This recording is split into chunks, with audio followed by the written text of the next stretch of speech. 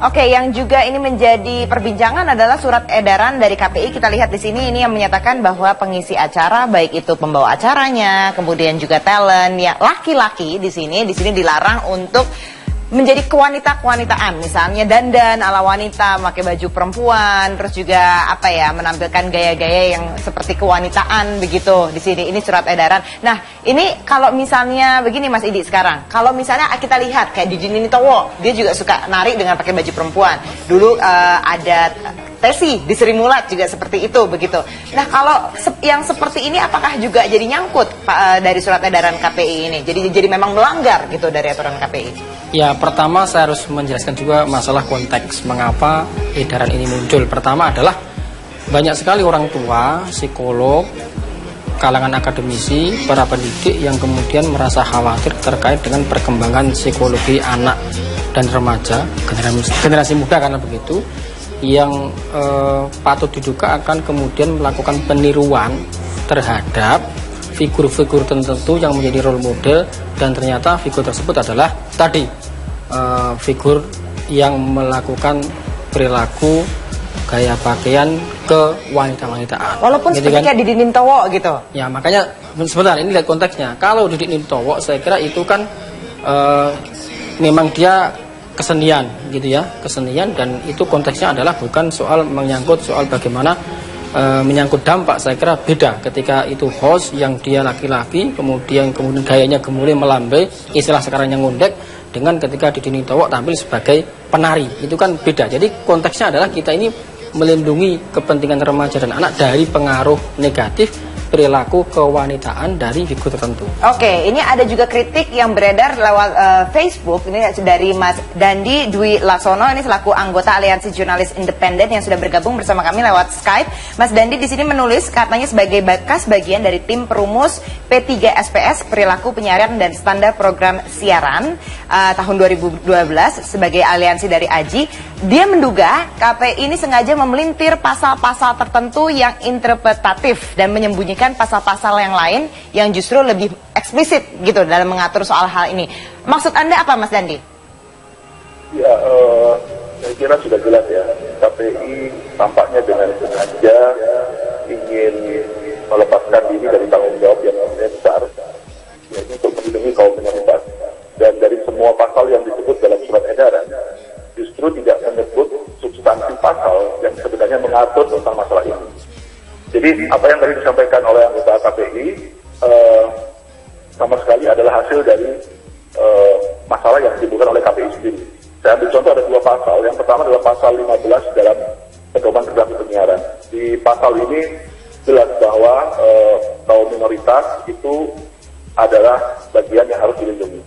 Kalau saya kutip kata-katanya, lembaga penyiaran wajib memperhatikan dan melindungi hak dan kepentingan orang dan atau kelompok dengan orientasi seks dan identitas gender tertentu. Itu di pasal 15 dari P3, Pedoman Perilaku Penyiaran. Sekarang coba kita lihat pasal 17 dari SPS, Standar Program Siaran. Pasal 17-nya bunyinya adalah program siaran dilarang menampilkan muatan yang melecehkan orang dan atau kelompok masyarakat tertentu. Di poin 2-nya, orang atau kelompok masyarakat tertentu sebagaimana dimaksud ayat 1 antara lain, saya langsung sebut pada bagian yang dipersoalkan, orang dengan orientasi seks dan identitas gender tertentu. Ada lain, ada lagi usia, janda duda, tuna daksa, tuna rungu, tuna grahita, autisme. Nah, poin saya adalah apa yang tadi dikhawatirkan keluarga, khawatir karena anaknya meniru, melambai dan segala macam, justru karena waria misalnya dieksploitasi di televisi dan ini dibiarkan oleh KPI. Dia justru mengatur sesuatu yang tidak pernah menjadi masalah. Arjuna dalam wayang orang selalu diperankan oleh perempuan, padahal Arjuna dalam konsep Jawa adalah lanangi jagat, cowok yang paling keren sejagat gitu ya. Saking paling kerennya dan paling gantengnya sampai nggak bisa ada cowok yang memerankan dia, sehingga perempuan yang digunakan bukan sebagai pemeran. Nah, Mas Dandi tadi kalau dikatakan, Mas Dandi saya harus cut dulu. Mas Dandi tadi kalau dikatakan Pak Idi itu kalau misalnya dilihat konteksnya, kalau misalnya seperti di Dinitowo dan kemudian juga mungkin soal Arjuna ini itu lebih kepada konteks budaya yang mungkin bisa lebih ditolerir gitu maksudnya kalau dari KPI. Menurut Anda bagaimana? KPI kedodoran sendiri karena di surat edarannya dia tidak menyebut itu. Di surat edaran di 7 poin itu adalah gaya berpakaian wanita, riasan make up kewanitaan. Kalau ini yang dijadikan acuan, dengan alasan apapun semua masuk delik. Jadi mereka kedodoran sendiri dengan sesuatu yang sudah jelas di D3SPS, yaitu pasal 15 dan 17 tadi. Jadi justru lindungilah kelompok-kelompok minoritas ini dari objek eksploitasi komersial di layar kaca di televisi. Karena tontonan-tontonan yang melibatkan mereka itu miskin konteks semua, nggak ada konteksnya semua. Jadi host dan segala macam yang tidak memiliki tidak muncul peran sosialnya apa dalam cerita itu tiba-tiba melambai gitu kan.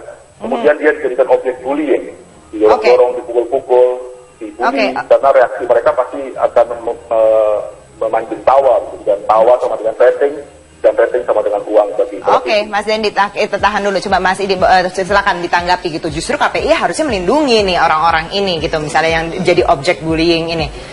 Betul. Pasal soal perlindungan terhadap kelompok minoritas termasuk yang punya orientasi berbeda itu dulu muncul karena memang ada dan kebanyakan ketika seorang waria atau banji muncul itu menjadi objek bullying, kan begitu faktanya. Dan ternyata kadang-kadang yang menjadi objek tersebut menikmati, kan gitu, kadang-kadang. Nah, justru kemudian kita mengambil kebijakan ini untuk justru ada kecenderungan ketika mereka tampil kemudian dibullying, maka kemudian justru itu juga nggak boleh, gitu kan.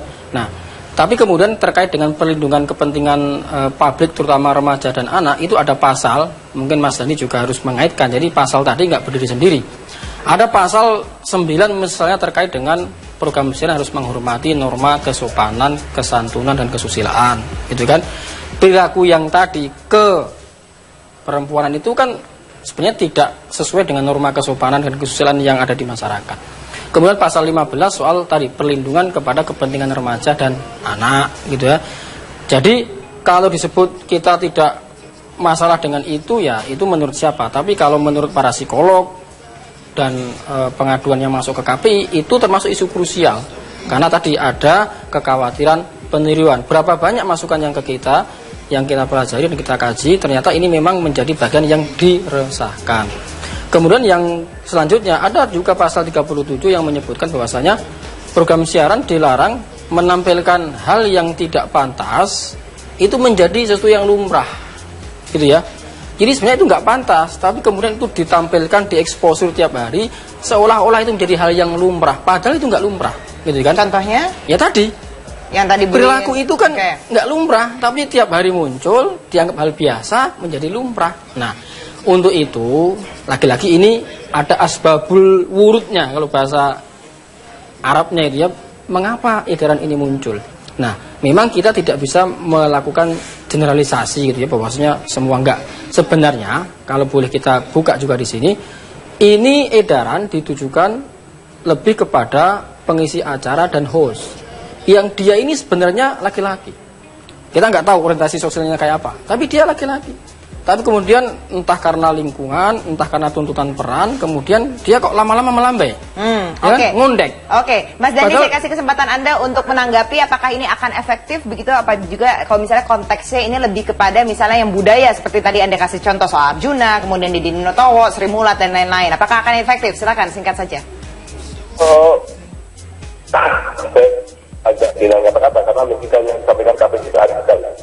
Kalau dari awal kawan-kawan di KPI ini menegakkan aturan tentang perlindungan minoritas, nggak boleh ngeledek orang disabel misalnya, nggak boleh ngeledek orang tunarungu, nggak boleh ngeledek minoritas LGBT dan segala macam, maka ini tidak akan dijadikan sumber eksploitasi dan industrialisasi di televisi. Karena ini dibiarkan di awal, maka kemudian ya TV kan saling ngintip rating.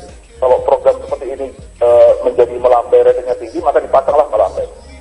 Padahal kalau kita ngomong fenomena orientasi seksual yang beragam, dari sejak zaman Jenderal Sudirman melakukan gerilya, penontonnya adalah warga namanya Si Putih, kesaksian dari Kapten Cokro Pranowo.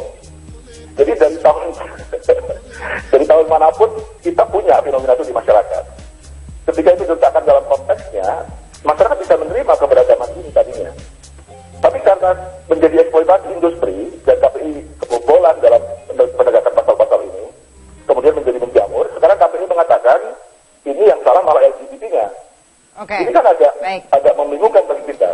Baik, Mas Dendi. Film Indro, film Wadam tahun 78 itu semua ada fenomena-fenomena sosial ini di masyarakat.